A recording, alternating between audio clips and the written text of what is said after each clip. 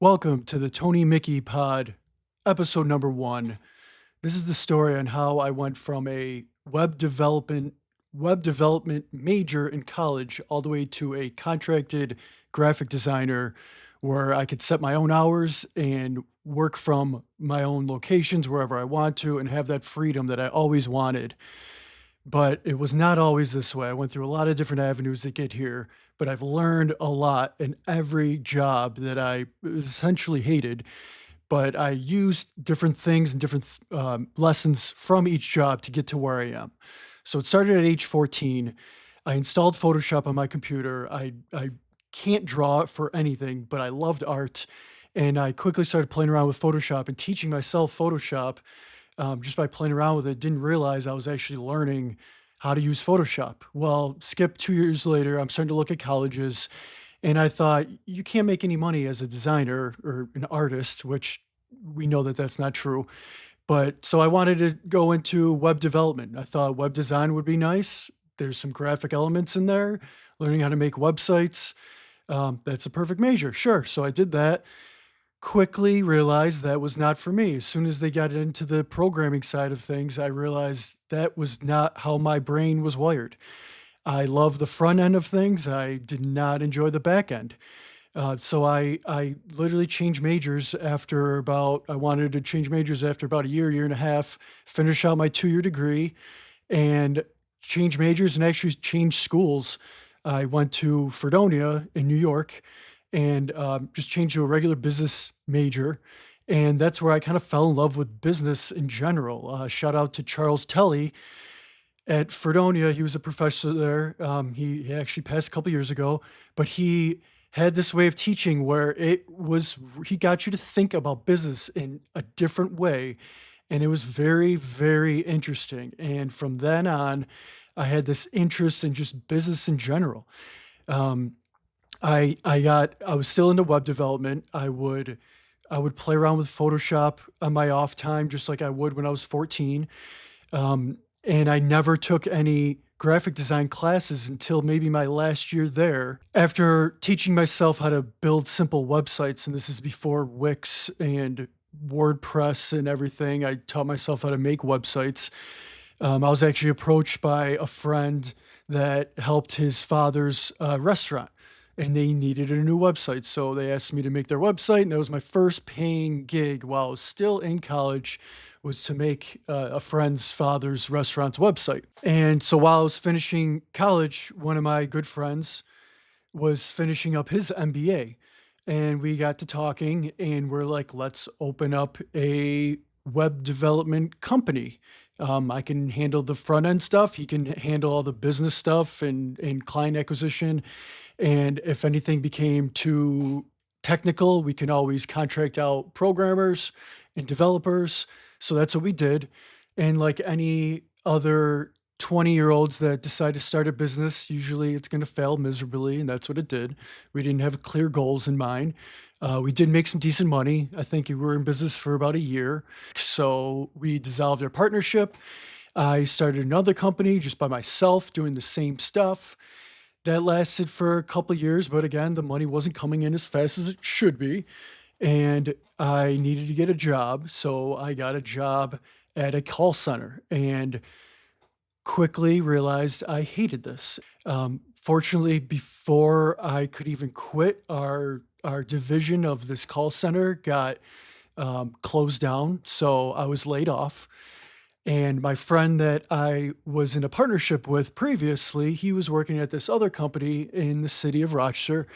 And he said, "Oh, you could come here. They need more people." So I go, "Okay, I'm not working. Let's do that." So I went to work for that company. Well, it's basically the same thing. We were cold calling customers for marketing programs. I would set up it. I would set up appointments for a salesman, basically, and they would have different tiers of products that they can sell. So the first tier was like $1,000. I think the highest tier was like 10 grand, and the middle tier was somewhere in the middle.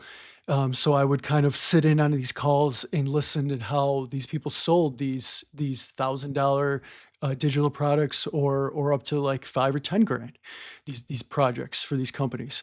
So even though I hated it, I learned how these how business processes were set up and how you could sell different tiers, like that. So at least I learned something while I was there. I took something with me and didn't waste my time for the 6 or 9 months that I was there. So I eventually quit that. I hated that. I didn't do anything for a couple months, and then it was about fall time was rolling around, and I knew I needed money for Christmas and all that type of stuff. So I got a job at a local department store just on the floor. They put me in the women's section, so here I am, about a 25-year-old guy working in the women's section of a big department store, and I was there for a few weeks, and they could probably see I was getting bored, and one day, there was a bag in the aisle, and one of the employees came over and said, "What, there's like a bag there," and just kinda disappeared. And I look at the bag, and there's a $50 bill and a $50 gift card in it. And I'm like, "This is kinda weird, and why did some employee tell me that there's a bag there and just kinda disappeared?" And I know there's cameras everywhere, and something just struck me as odd about this, so I turned it into security, and they said, "Oh, okay, thanks, if nobody claims it in 30 days, we'll give you the money, if nobody claims it." So I'm like, "Okay." So, about a week after that, they asked me if I wanted to work in the watches department, overseeing all the watches, and there's some watches that are well over $1,000, and I'm like, "Huh, I wonder if that was like a test or something." But anyways, just keep that in mind. You never know what's gonna happen. And, so I was working in the watches, so of course I like that more than the women's department. And, but, a few weeks after that, you're, like, stuck in the circle of watches, and you can't really leave unless it's a break. And, so I didn't really like that, even though it was better than the women's department. So I asked for the heck of it, is there a chance I could work in the men's department? Sure. Yeah. Yeah. You could do that. So I worked in the men's department, and of course I went, worked there throughout Christmas. I was actually getting paid a little bit less than I was at the other company. So it wasn't that great. And then Christmas at a department store is insane. So going through the Christmas and then the returns for the 2 weeks after was probably even more insane, and I realized I can't do any more of this, so I knew I couldn't be there for more months or whatever, but I was just sticking with it. And then my brother-in-law that worked at a dealership said, "We need someone to answer these inquiries of people inquiring on the different, vehicles that we have on the website, and when they come in, somebody needs to respond to them and work with them and then hand it off to a salesman, and there's some social media stuff that we need somebody to set up our social media stuff." So I'm like, "Sure, that'd be great." So I switched over to that, worked at this dealership, and of course after a few months of that, I hated it, and I stuck with it and just kind of found things that I like. So I didn't like answering these inquiries, but once in a while they'd say, "We're gonna have this sale. We need some signage around the dealership. Could you make some sales material for that?" Okay, sure. I love Photoshop. I'll teach myself Illustrator and design, and I created these signs that would go around. And I set up our social media, and this is before everybody had an Instagram or Facebook. I set up our Facebook page. I set up our Instagram page, and that was fun. Like, I actually found the fun in that, even though the job wasn't what I liked. So I hated it, but I just tried to pay attention to any little thing that I could learn from and maybe take to another company, maybe take to my own company someday, whatever. But this one sales manager was an old school dealership guy, and he knew the ropes. He had everything dialed in, and he was so casual, and he didn't really try. And it was just amazing to watch this guy um, operate, because he just knew everything would be fine. He knew the process of how things went, and just having that confidence. It was just really interesting. So I would just sit back and kind of watch the little things that he would do, talk with them. I actually had the opportunity to sell some vehicles once in a while when there was downtime and when we were missing some salesmen. So I learned how to sell high ticketed items. And this was in my mid 20s. And the importance of storytelling. And this guy would always say, you have to have a story, especially with these used units. People are sketched out and they might be in the market for a used vehicle, but, they don't know what's wrong with it, and just giving them a little bit of information about where this vehicle came from and, "Oh, sometimes, what's the deal with this? What's wrong with it?" "There's nothing wrong with it. It was 2 years old, and, I just talked to this woman a couple months ago that traded it in, and she was just looking for something a little bit bigger or a little bit smaller," or whatever the little story was, and just relaying that story to people kind of made them put their guard down, and it worked. People just wanted a little story about what they were purchasing, and that was powerful, and this guy always told me, "Always have a story," and that stuck with me because this was about 10 years ago, and I still think of this. So, fast forward, I got fed up with the place. I quit in December of 2014, and it was actually about a week before Christmas. So who does that? Who quits their job after being there over 4 years? Who quits their job a week before Christmas?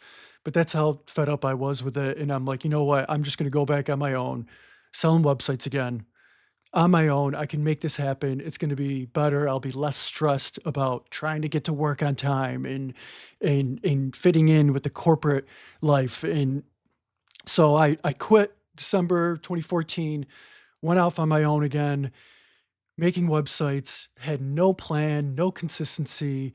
I was kind of making it work. The money wasn't as good as I wanted it to be.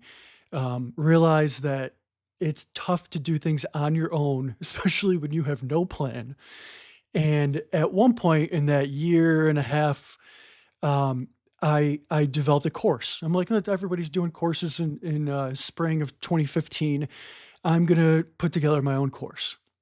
So I actually had a plan on paper. I put together all the chapters I was going to talk about, everything I was going to do, and it was to how to make a website um, with WordPress.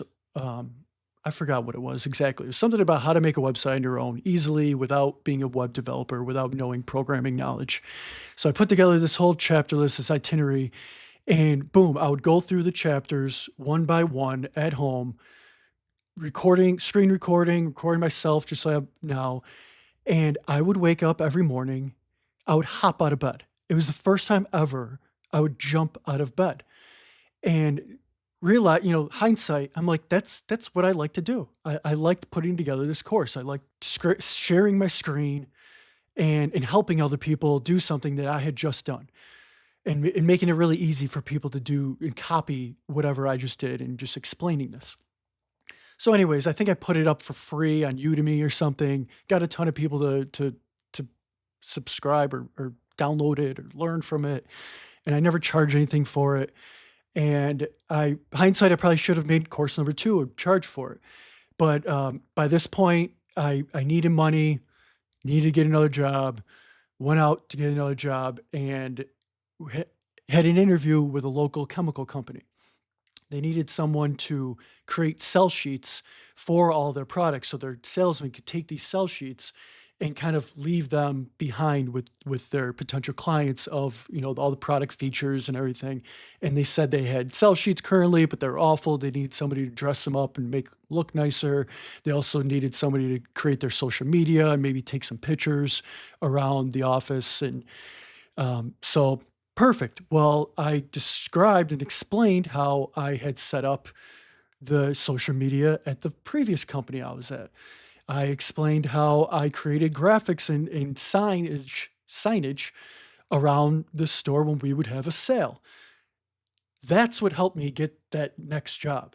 Now, that's not why I was hired at the dealership, but I took on those roles because they asked if I could do it and they knew I could.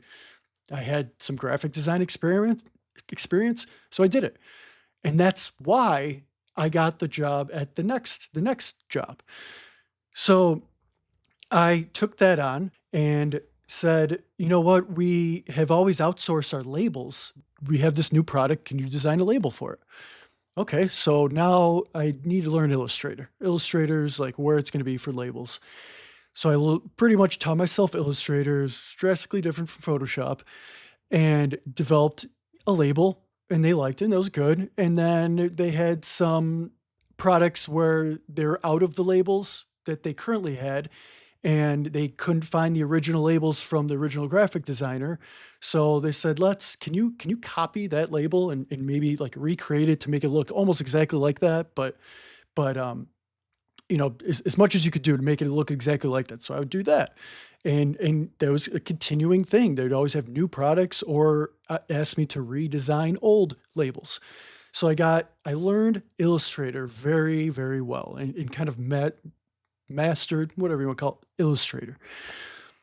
Then the owner of the company had this side project where he had this musical group, and they would do performances around the city, and they had a big event coming on, and the owner asked me, he goes, you go with Facebook and you're posting on our social media, can you create ads for me for this performance that's going to be in a month? Can you create some ads, some paid ads? And I never did that before, but I could figure it out, sure. So I did that, created those ads, and then he had some performances, a few months later, created ads for those. Now I'm creating these ads. Now I can kind of do these ads pretty well. I'm just taking on these extra things. They also needed product photos. Their website had old photos of products from the labels from 10, 15, 20 years ago. They needed those all refreshed. So I brought in my good DSLR camera. I would set up like a little light box if it was a small product. If it was a big product, I'd take huge white paper and set it behind there to get a good shot. Some of these products weighed 50 pounds, so I had to leave them where they were. I couldn't bring them into my office to get a good photo. I had to figure out how to get some lighting around there and create a good shot for photos. And so I did that. And of course, like anything else, became kind of sick of the same thing. It was a chemical company. I wasn't really into that product. It wasn't my passion. So I was starting to look for other jobs and came across this produce association that was local, and they needed somebody to their social media and to create their print ads and digital ads, and someone to take photos of simple things like the produce in little light boxes and packaging and things like that. So they saw what I did at the previous company and hired me there. Well, I would have never got that job if I didn't take on some photography little gigs at the previous job. If I didn't create Facebook ads, that was another reason why they hired me, because they were creating Facebook ads and they wanted somebody to do that. So all these things that I took on, that wasn't the reason why the previous company hired me, but I took on those things and learned those skills. That was the sole reason of why I was hired at this company. Again, so now I'm working at this company. I'm creating ads, digital ads, print ads, and they're going in national print magazines. They're going in national produce company email lists that have email lists of tens of thousands of decision makers in the produce world. So that wouldn't have came if I didn't take on those roles at the previous job. And so now my work's it has high visibility. It's being seen by a lot of people. If you're in the behind the scenes in the produce industry, you probably subscribe to these emails or these print magazines. So I started learning photography a lot more. I really learned my camera. Sometimes we'd have to go on photo shoots and maybe even do commercials. And I would sit behind the scenes and watch how these people created commercials, how they took behind the scenes photos and how the pros like really did everything. And I just sat back and absorbed it all in and learned as much as I could. And I realized that this job, a lot of it, I could work from home. I would love to work from home if I could. They really didn't have it set up for someone to do that. And it kept, mentioning once in a while that it'd be nice to work from home or, a few days of the week. And it really wasn't an option. And then, I think after developing trust after about 3 years there, about a year ago, they approached me and said, "We could make that happen. If we like you, we want you to stick with us. Um, if we can make that happen, would you want to continue to do that? To work from home, if have your own hours, your own location."